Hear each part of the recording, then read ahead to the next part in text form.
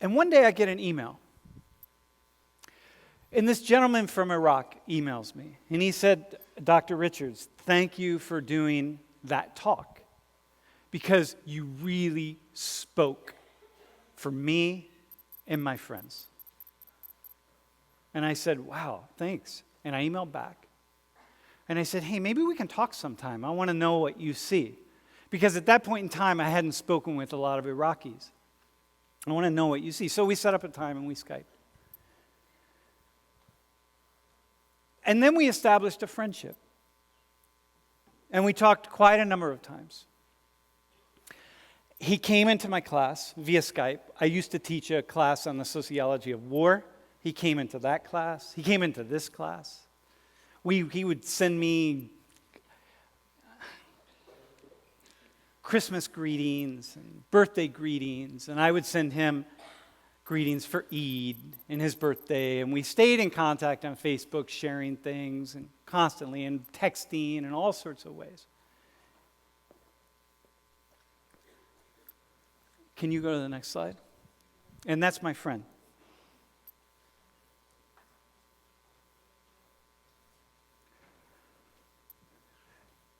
And one of the things that was very interesting about him is that he knew the United States well because he studied in the United States. He took his master's degree here, so he speaks English very well. And he understood me because I'm a Midwesterner, and so we were all good. So go to the next slide. There he is when he was working on his master's degree with his wife, Mayada. Just doing what you do in graduate school. Sitting on the floor, eating pizza, and living life. Next slide. There was his graduation. His cousin, who has a cool name, by the way. His wife.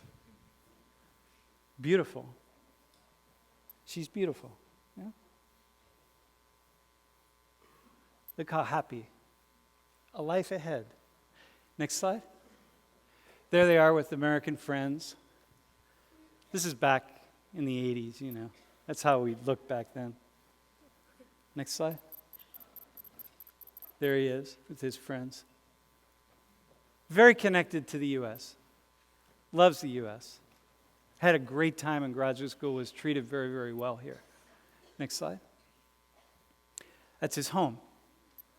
You know, in Iraq, a lot of times many families will live under one roof. You'll have a plot of land, build a house. Beautiful home. Beautiful home, yeah. Nice house. He was an engineer. Next slide. That's his brother's home. It's right next door. Beautiful home. And go to the next one. The thing is, we have this idea, I hear Americans talking about Iraq as a shithole, and Iraq is really poor, and Iraq is... It's been a pretty amazing place. Also very modern in many ways. So here's the gates to the University of Mosul. Looks beautiful, right? It's more beautiful than our gates, I have to say. Allen Street gates are nice, but that's cooler. Imagine that was at Allen Street. Next slide. By the way, laptops are off, especially for today's class. This is going to... Yeah, that's all right. Yeah. Next slide. Here's a shopping mall in Mosul. Mosul's where he lives, by the way. It's his family's from. So it's like, anywhere you go, you look at photos, you look at places. You have this idea that places are really, really, really bad, and they've been bombed. We're always at war. They're not always at war, y'all. They're not always at war. They're sometimes at war. In this particular case, they're at war when their dictator, remember who we supported, went to war. And they're at war when we invade and bomb them and all sorts of things, but they're not always at war. So look here. Okay? But then there's this system breakdown in Iraq, and all things fall apart because the system breaks down in large part because of decisions by the United States and the way that we haphazardly carried out that war. And most of you in here are too young to have any idea what I'm talking about. It just takes a little bit. I don't have time to go into it. But the pathetic decisions of somebody in power who just takes some random knucklehead and says, you plan this war, who has no idea what they're doing, and it causes an entire system to break down. Now we have ISIS and ISIL and Islamic State. We have all these things happening that we pretend as though we are not responsible in any way. Because that's easy for us. So here. A year ago, fall, I was in St. Louis, Lori and I. And it was early in the morning. We were in jet lag. We had just flown back from the Middle East, actually. And we were going to a wedding of a former student of ours.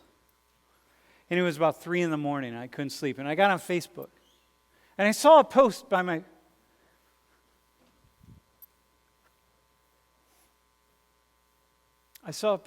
friend. And I knew that something was wrong. I just knew. It was in Arabic. So I copied it and I put it into a translator. And I started reading through what the translator could tell me, and I said, oh my God, that my friend, father of 2, beautiful wife, parents, family, siblings, his house was bombed by the Americans. No explanation. He didn't do anything. His house was bombed. It's an accident. I said, my God, this war comes home. It comes close to me in a different kind of way. It comes close to my class, my students, all the students with whom he's spoken. That's his brother on top. Mohammed, he was killed immediately. His was the house next door. His nephew, that's Mohammed's son on the right. And that's Basim's daughter on the left. Basim's wife was killed immediately. His daughter, his wife. His brother, his nephew. Next slide. So I sent him a text message on Facebook, and this is what he wrote back to me.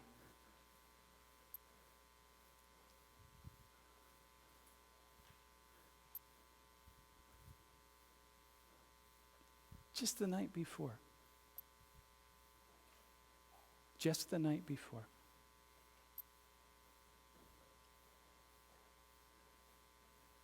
I thought, and I'm in disbelief. How is this possible? And then he sent this photo. That's his house. And the next one. That's his brother's house. Next one. We even killed his dog. It's like, man.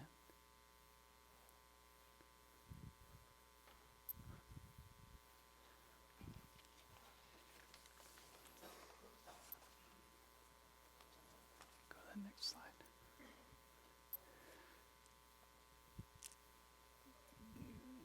So,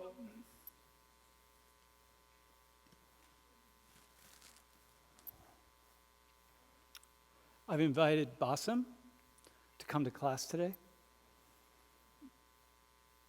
He's been willing to come, and we're going to talk to him. And Jiggy's going to be down in front, and I'd like 2 people, so that instead of talking to the whole class, he can talk to a couple people. And it would be really nice, just under the circumstances, if I could have one person who is Christian and one person who is Jewish, just because.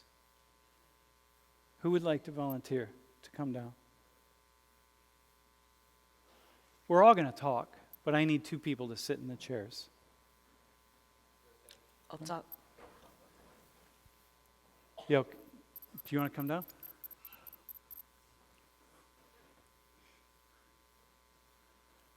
And are you Jewish?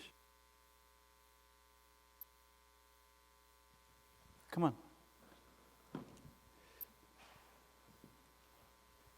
Have a seat.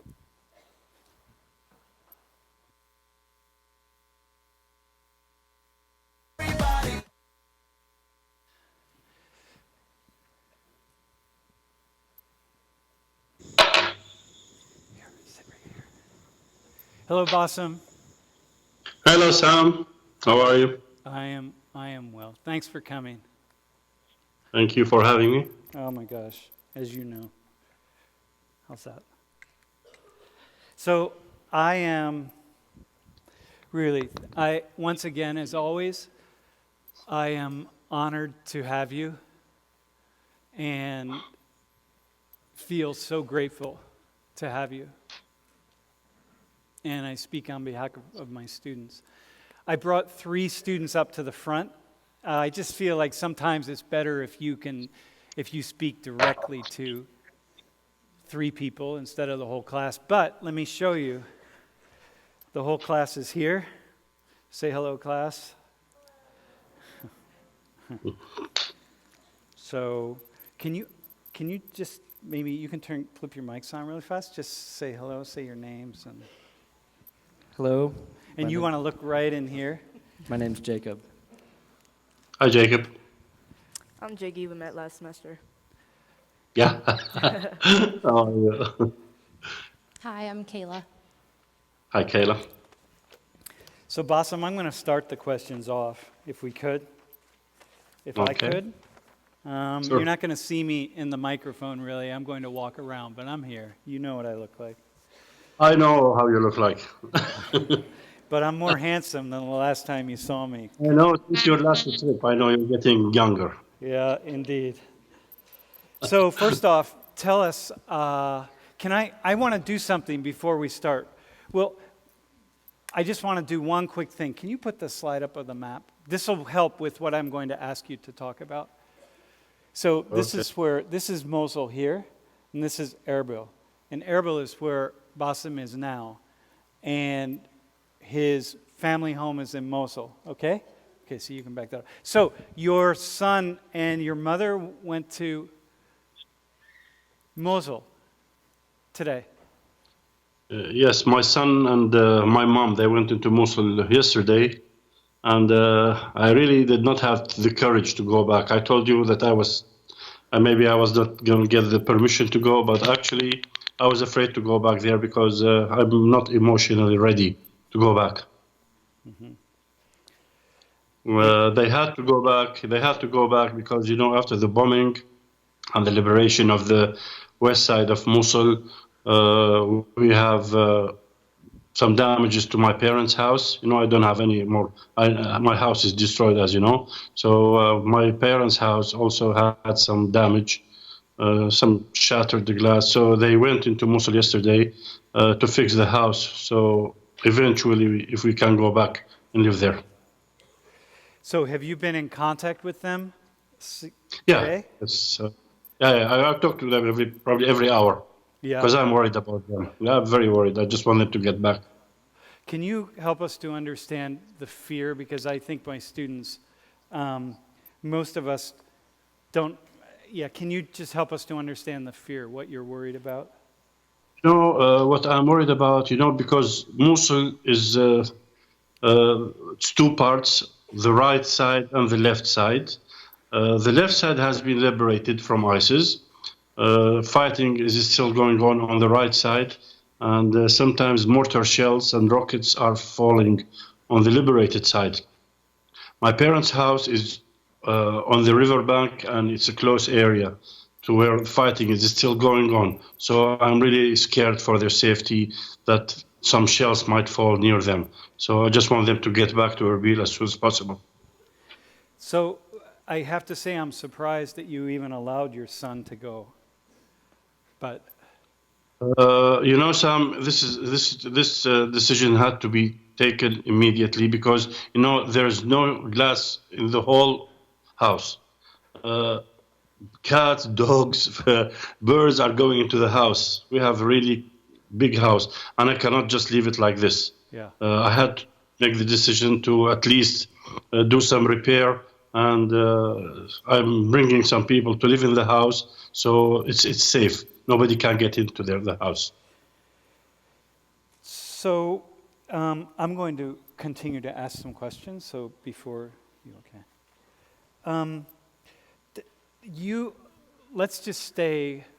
Let's talk about the house for a second. So you recently met with the Americans. Yes, your I did. kids. Can you Yeah. just give us a sense of that? First off, when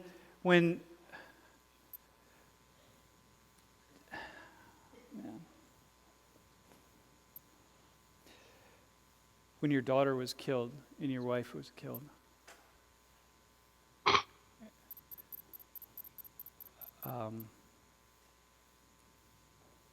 first off, Basim,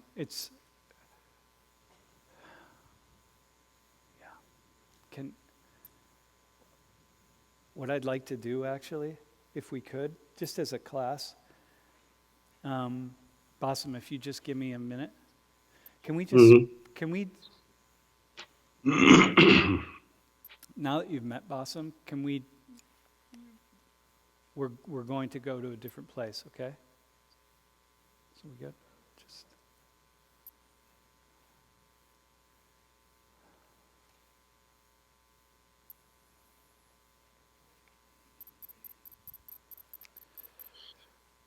it's hard for us as Americans. We have this sense here, you've lived in you know Americans well. We have this sense that justice prevails, and it will prevail. And I think that where you're at or what has happened is probably something that people need to know. I know that they offered you, was it $2,000? The regular pay for a killed Iraqi is $2,500 each for one person. This is how much Iraqi is worth. So they came to you and said, okay, we will give you $9,000. They offered 15 as a Solashia payment, and I refused it. Saying you can't do that. No, I refused this money. Mm-hmm. And most recently, we've offered how much for your house? Nothing. There's no payment for the house. Yeah.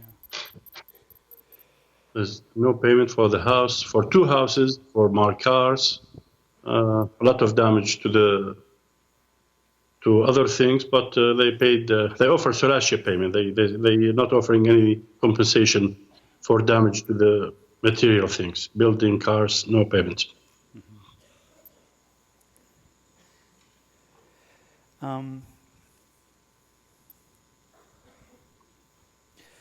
Basim, Americans, so many people in this country right now, one of the ways that we allow ourselves to sleep at night is that we have this sense of Muslims.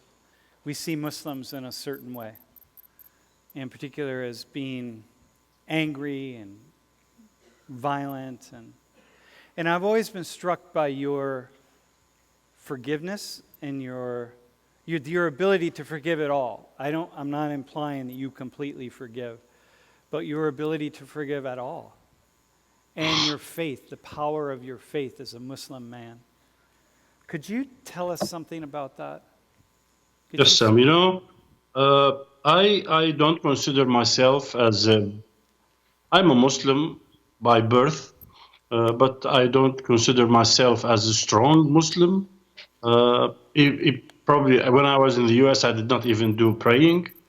But this accident drove me closer to my faith. I feel that what happened was meant to happen.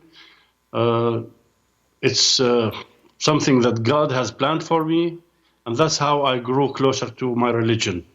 I think this idea of accepting my fate gave me the strength. Even my friends, they talk to me and then tell me, "We don't know how, where did you get this patience?" But I don't know. It's something strange.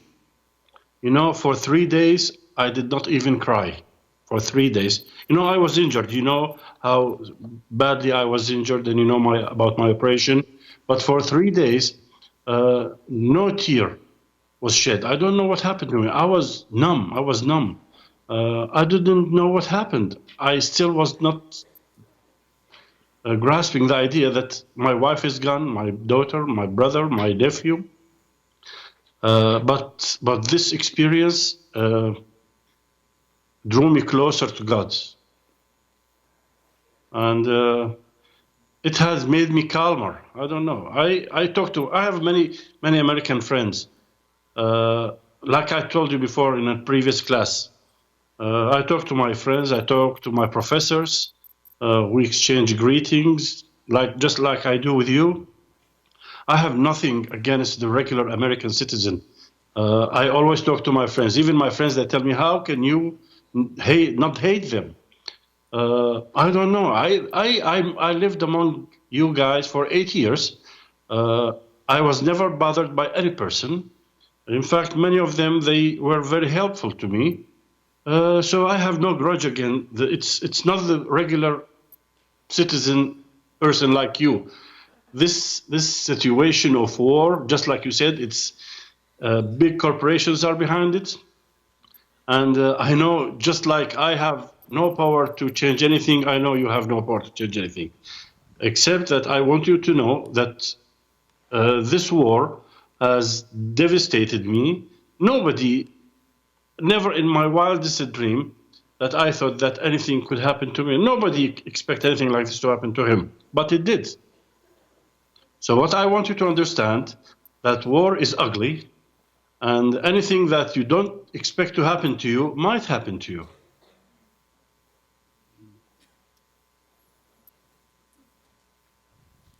So I just want to, I've heard this before last semester, but I want you guys to realize and sit with what he just said and acknowledge literally what he just said right now. Like, do you guys understand that he has lost like everything? Like, can you sit with it and imagine like losing the love of your life and like your child and like your dog, your brother? Like, can you sit with that? And oftentimes people want to look for blame because that's the easy way to deal with situations. But what he just said this happened by accident. They bombed his house by accident. And he just said he's not even mad at Americans. And he's saying that we're basically in war because of money and oil, of human greed. But he's not even mad at Americans. Like, do you understand that? Like, how much amazing, just wholesome peace Jiggy, and patience that takes? why is that so surprising to you? If you were in Basim's shoes, what would you be feeling? I think that, well, it's surprising to me because it's not surprising to me that he's not mad at Americans. It's surprising to me that how quickly he was able to, Wait, speak to Basim. how quickly Speak you were able directly to Basim. get to that place of peace. I know that when I lost my mother,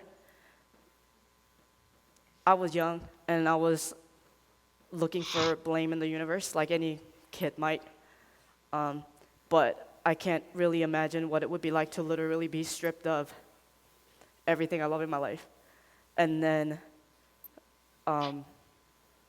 just trust God in the process and to believe, like you said, that everything happens for a reason. I guess I am surprised that you're not mad at Americans at all. Like when you said that last semester, I was like, what? That's crazy. How can you not be mad at Americans? But I mean, the way that you explained it afterwards, which I hope you mentioned now, is that you can't live with hate. And when you said that, it all makes sense. So if you could you go into, I don't know if you remember what you said, but you said this amazing thing about why humans shouldn't live with hate in their hearts. Hate, I told you last time, I remember what I said. I said, hate will consume you. It will eat you from inside. Yes. And then you will stop thinking, because afterwards, all I have left is my son, the rest of my brother's family, and my mom. And if I just not stop hating people, then I cannot function. You know, after I lost my house, after my operation, I'm not as functional as I used to. I used to be an account manager with Huawei. I was responsible for Huawei communication in Mosul. I was the manager for the company. They terminated my contract because of the accident. So now I really don't know what will happen next. I cannot. My health now is not as I used to be before. I cannot walk for long. I cannot sit for long. I have backache. I have ache in my pelvis. But I have my son to take care of. I have my family to look after. So if I don't stop hating, I cannot function. Is there a sort of like a healing process you may have gone through that helped you sort of cleanse your heart? I told you this accident drew me nearer to my religion in a positive way. Like I told you, I was not a very strong Muslim, but I don't know. There was some bond that grew between me and my God. I thanked him for keeping my son alive. I thanked him that my operation was successful. Now I can walk, because I was on my back for 3 months in Turkey. So I'm thankful for that. My son, I was able to get him married, and I'm happy with him. So, because if I stay mad at somebody, it will affect my relation with everybody. It will affect my relation with my son, and he's the only thing that's left for me, and I want him to be happy. So I have to come in peace with myself, because my angry will get me nowhere. I will just be sad all the time. Hey, Basim, do you happen to have a photo of your son at his wedding in your house that you could show us? Yes, I do. Yeah, let me try to find something and send you. I don't know if it's. Let me show you. I have a photo of Yahya and his wife. Just a minute. Yeah, please do.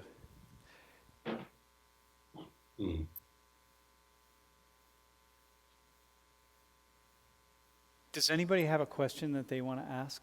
Yahya and his wife, Zina. Oh, very cool. Very beautiful.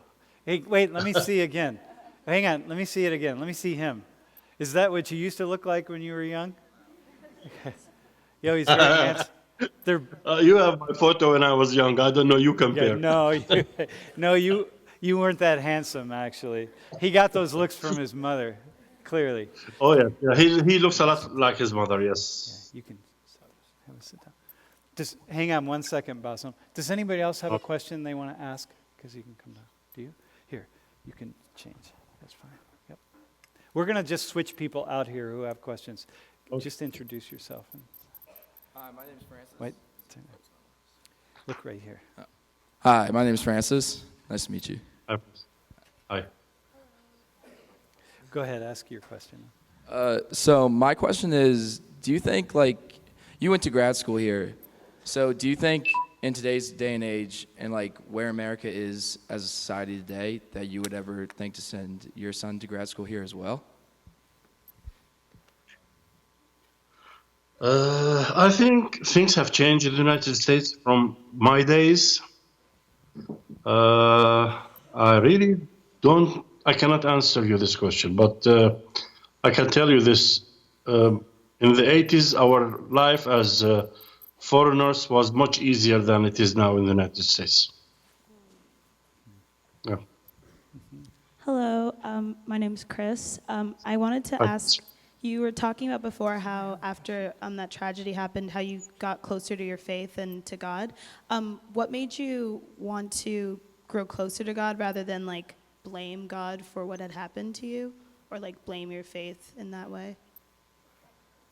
No, I did not blame my God. I told you there's some mysterious way I grew closer. I did not blame God. I know if I don't, in our religion, we believe that everything from the day you are born to the day you die, everything is written in a book that it will happen to you. So I don't know about your religion, but in my religion as Muslim, it says that it's written on I think, the 40th day you are in your mother's womb, that it's written, your future is written, if you're happy, if you're sad, if you're healthy, if you're sick. So I believe in fate. I always tell my friends, I have many friends now in Mosul who are still in unliberated areas, and I always tell them, look, if you have faith in God, if you believe that everything will happen to you is already written, and you will be in peace with yourself. If it's your fate that a bomb will fall, I mean, my house was hit by a rocket, and I was sleeping probably 1 foot away from my wife Mayada, and I was hurt, but I was not killed, but she was killed immediately. So this is something by God. If you believe in this, and then I think you can live in peace with yourself. You mentioned fate. I don't know if this is too personal, but do you think that it's fate that you are still here to preach this message to all of us here in America as well? Exactly, 100%, 100%, 100%. Who Yeah, else? I do believe it. Who else has a question? Yeah, come down. Who else would like to? You can just say something. You don't have to have a question, even. You can just speak. Mm-hmm.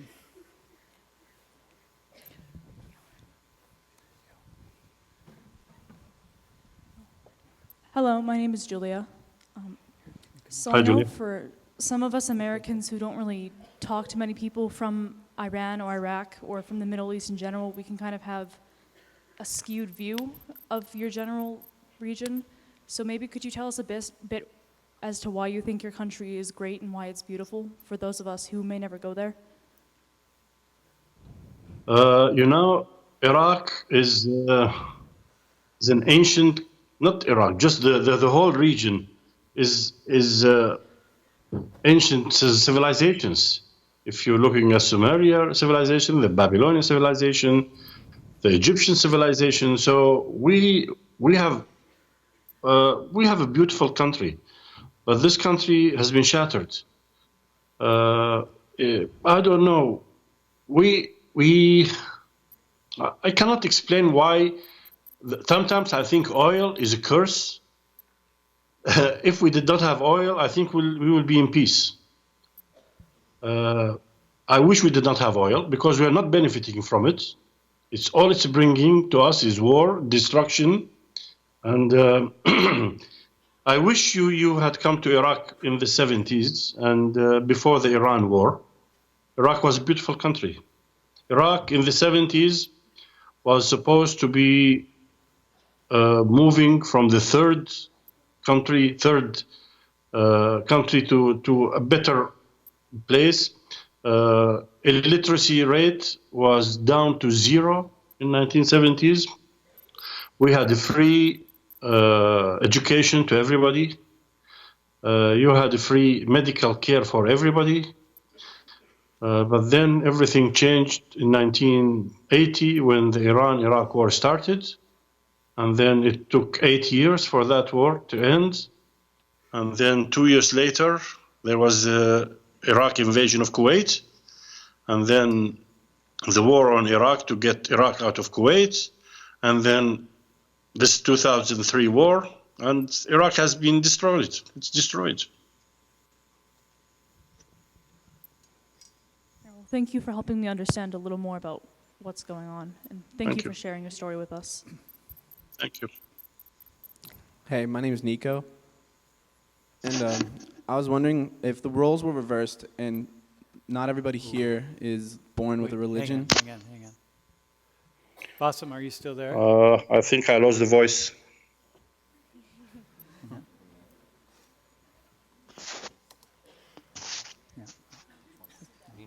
So if the roles were reversed and since not everybody here is born with a religion, how would you deal with a bombing or like such a big like devastation to yourself if you didn't have a religion at all? Like, where would you find your strength?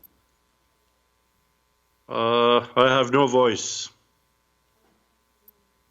You didn't hear that?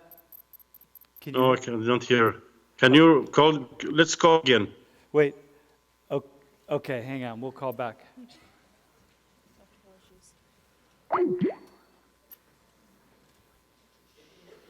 No, that one.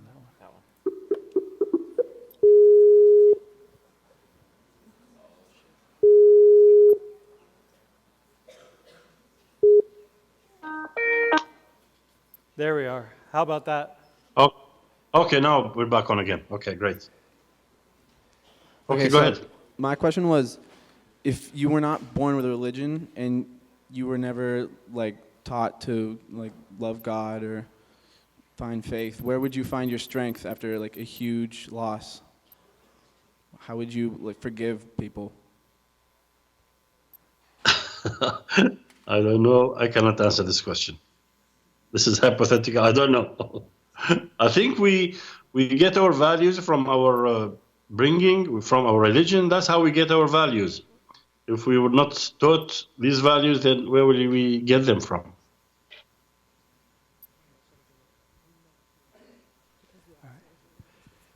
Okay, who else has a question? Who else? Yeah, come down. Just come down if you have a comment or a question. Maybe somebody just would like to speak to Basim. You don't have to ask a question. Okay, thanks. Hey, yeah.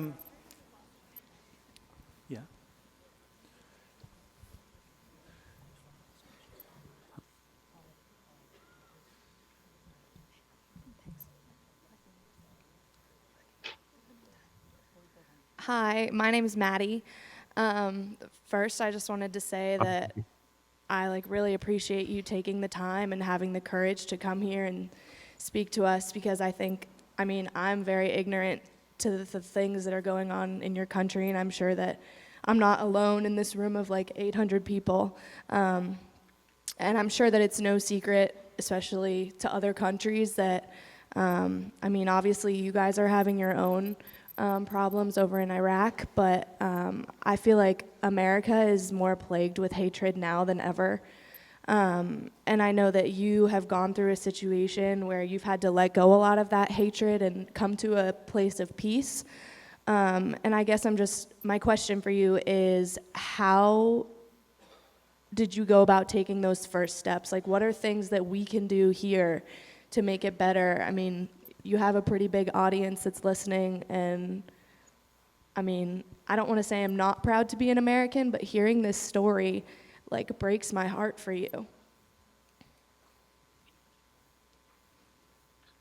I told you. First of all, just like you said, Americans, they are not aware of what is going on in other parts of the world.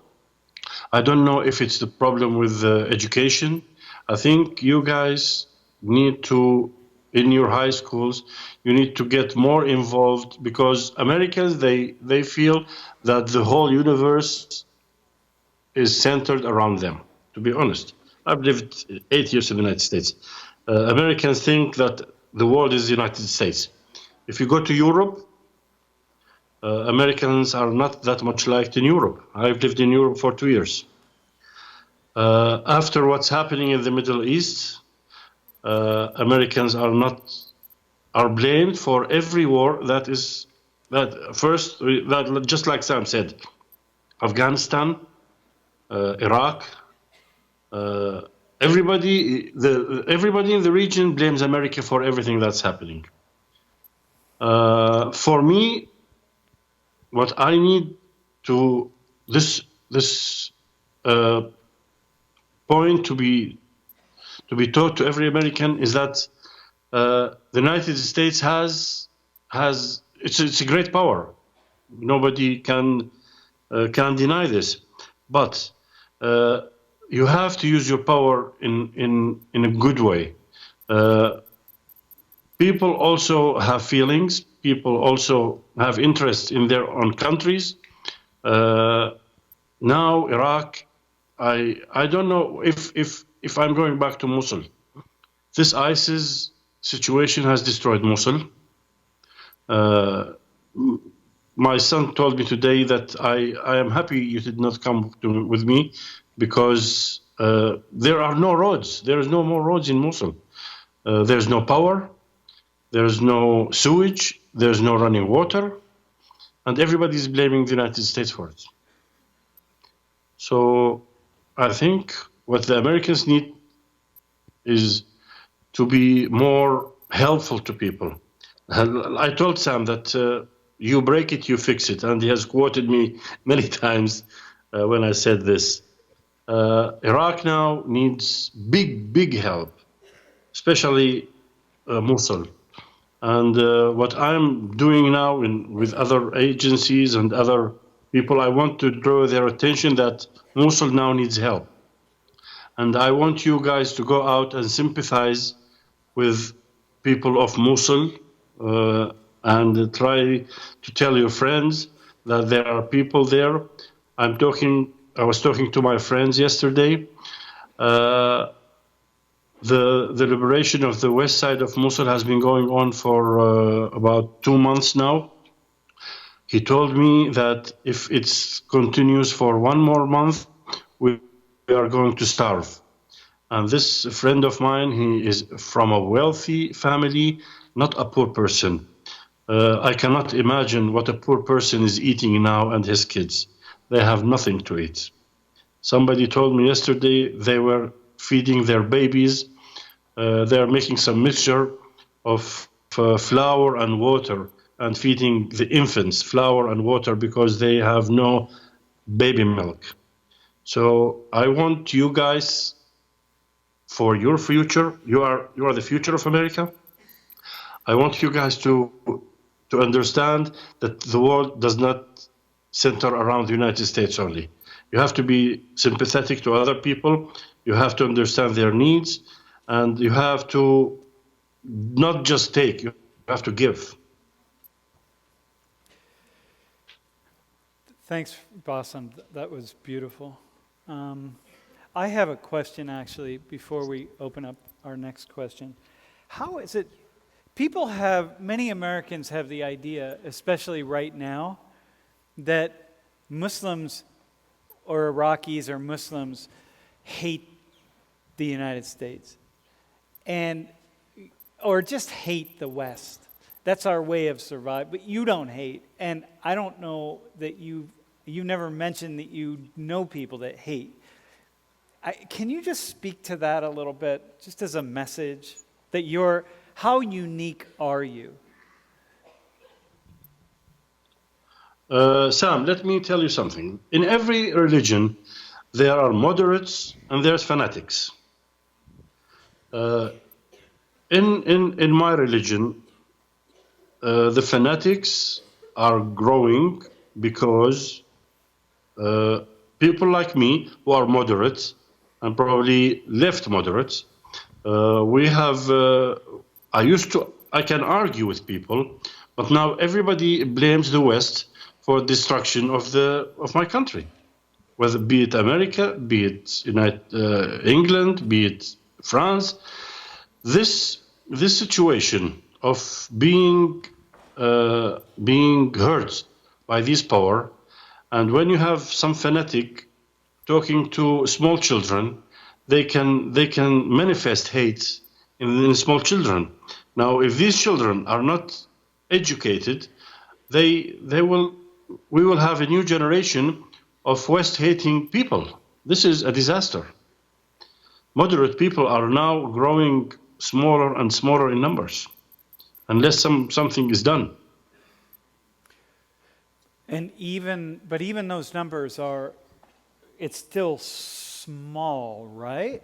I mean, help me to understand this, because my understanding of extremists in all religions, because as you say, all religions have them, but in Islam, or what you see around you, it's still, the extreme ideas are still small. Am I right? You know, Islam is a religion of peace. No matter what you hear, no matter what you say, Islam never tolerate violence. What you see with the terrorist organizations, this does not represent Islam. Muslims love peace. They love their neighbors. If you read the Quran, you will see that we are taught to love thy neighbor. I have no problem with a Christian person. I have so many Christian friends from Iraq who left Mosul at the beginning when this invasion of ISIS. I can understand their anger. They looked at me as a Muslim who kicked them out of Mosul. But after a few months, they came back to their senses. Even my closest friends, I can sense that they were angry at me because they were kicked out of Mosul just for being Christians. But after a few months, they realized that I am their friend. I am still the same person who grew up with them, who went to school with them, who traveled with them. And now I sympathize with the Christians who left Mosul. But not only Christians lost in Mosul, even Muslims left. Muslims, we have about 500,000 people who left Mosul. They are living in Duhok, they're living in Erbil, they're living in Turkey, they're living in Jordan. Their houses were taken over by ISIS. So everybody lost, not just Christians. So you have to understand that what happened in Iraq is not something against Christians. It hurt everybody. Mm-hmm. Yeah, thanks. Okay. Hi, I'm Drew. Nice meeting you. My question was, it's kind of a two-faced question. So you were offered $4,500 in reimbursement for the loss of your family members. Is that 4,500? 44,500, right? Well, the first question would be, how did hearing that offer of monetary reimbursement make you feel, and do you think this system of reimbursement is just for the loss of family members? If not, how would you change it? You know, the first time I visited the American embassy in Baghdad, I knew what was the number, the amount. Actually, the amount they offered me was more than they usually do. They told me, like I said before, this is a Solashia payment, expressing their sympathy with me and their way of saying sorry. She said, the lady attorney that I talked to, she said this is not an reimbursement for damage in property. In 2003, when the war started on Iraq, after the war ceased, there was a fund that they started reimbursing people for the losses. And she said, maybe you will have a chance if this war on ISIS stops, maybe this reimbursement fund also will be available, and then you can apply. So I politely declined to accept the amount because I felt it's degrading and ridiculous. Yeah, thanks. Real quick though, what would you offer then of victims of loss? What can you do regarding that? Do you think government or embassies in general have a place in dealing with that? Or do you think that should be left simply to the individual with respect to loss? You know, the system of reimbursement, it's a very, very complicated system. I think you will need a new laws, a new government issuing some new orders. I don't know. It's a very complicated process. I've been going through this process for about a year and a half now. It's a very long and Yeah. tiring process. Basim, let me help with that. Thanks, man. Let me help with that. Let me just ask my class.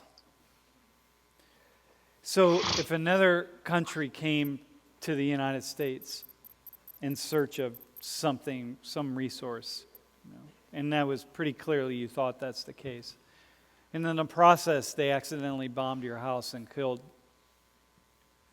2 of your family members, let's say a parent and a sibling, how much do you think your family members would be worth? Put a number in your head.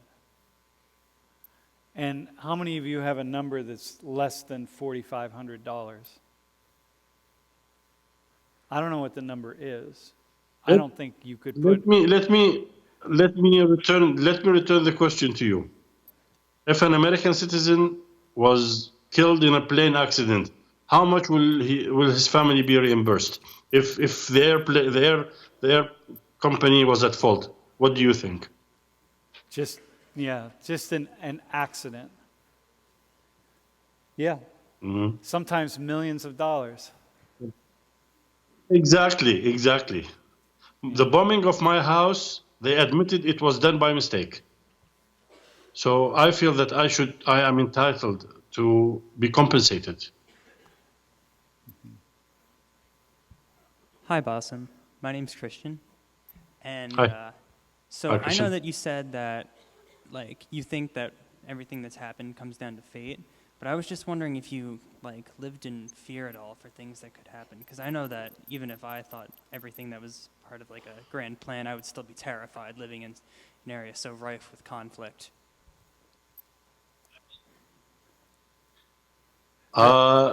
No, I don't want. I was not living in fear because this is your everyday life. You don't know what happened. Maybe if you go out now, you get in an accident, you get hurt. I'm not saying that you have to still stay at home and do nothing in fear of something might happen to you. This is in our religion. I don't know how to explain it in English, but in our religion, and I'm sure maybe in Christian too, is the same thing, that everything that happens in your life is meant to happen. And there's nothing you can do about it. It's fate. I believe in it. That's how I'm living. But I'm not saying you have to sit still. You don't go out in fear of getting hit by a car or maybe climbing a tree, maybe you're afraid you'll fall down and break your neck. Just go around doing your everyday business and just be careful and hope you'll be safe. Yeah, thanks. Okay, That's thanks. cool. Hi, Basim.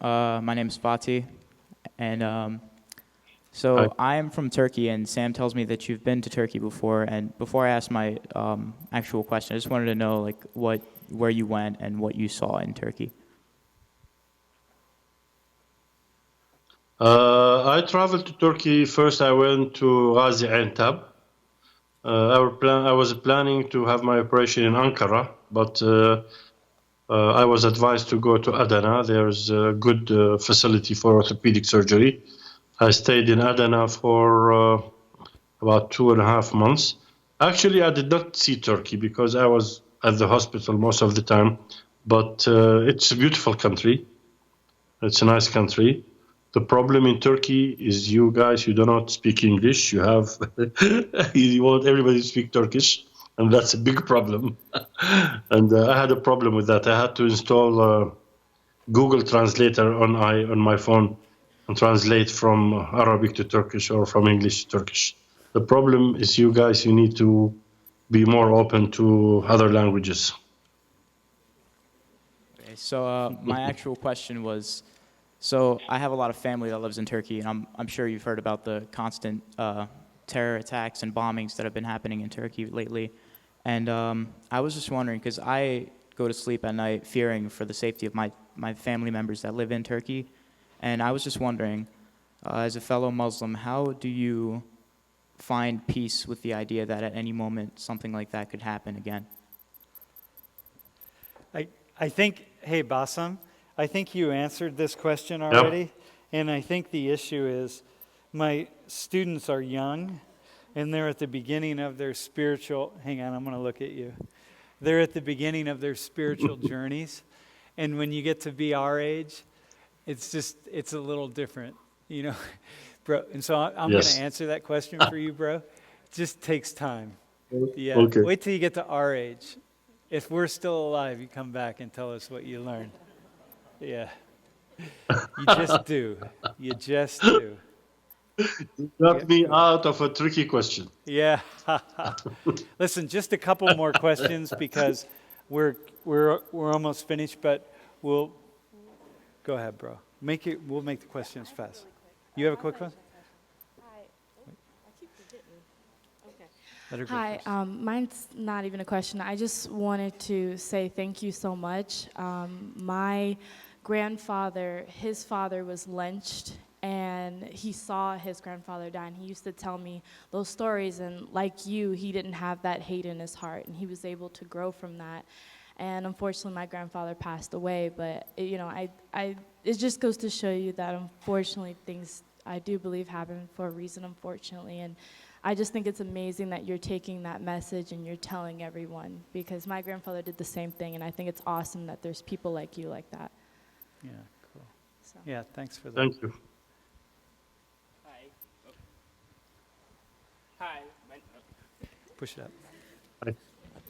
Hi, my name's Freddie. I also want to thank you for coming in. And so you mentioned earlier that that when you're in the 40th day in the womb, that your entire life is laid out for you, and that it's written in a book. And I wanted to know, do you feel like knowing that that destiny's predetermined helps you deal with tragedy when it strikes and makes it easier to come to terms with it?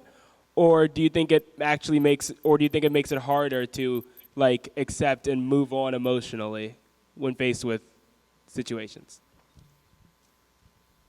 No, in my case, it made it easier for me to accept what happened to me and move on. For me, it was helpful to think this way. I was okay with it. Yeah. Listen. But let me tell you something. There isn't a week that I sit down with myself and remembering my wife, my daughter, my brother, and then I find myself in tears. I'm not saying that you will accept it and everything will be A-okay, but it will help calm you down and not keeping you hating and crying and sad all the time. Life goes on. And the biggest gift that God gave us is the ability to forget. If we did not have this ability, we cannot live anymore. So God, this is a gift from God. Sometimes I go out with my friends, but when I come back home, when I go to bed, thoughts start coming into my head about my wife and what would have happened in probably 5 years from now. My daughter was going to college.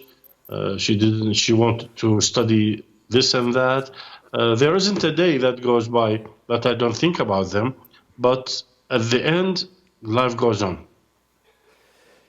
Hey, Basim, this is going to be the last question. We have 1 minute left, so. Yeah, bro. Hi, I'm really sorry about what happened to you. It breaks my heart. My name is Aiming. I'm from China, and my question is that I feel like a lot of Americans have the perception that their military are the heroes that's fighting dictators overseas and installing democracy all over the world. I'm wondering if Iraqis want democracy after all.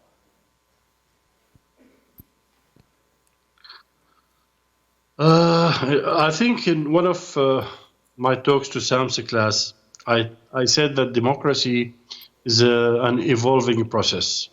You cannot teach a country democracy after 30 or 40 years of dictatorship.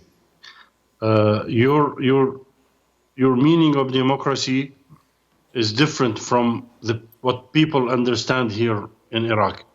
They understood democracy as you can do anything you want. There's no abiding by the law. But democracy is not like this. It's an evolving process over years and years and years.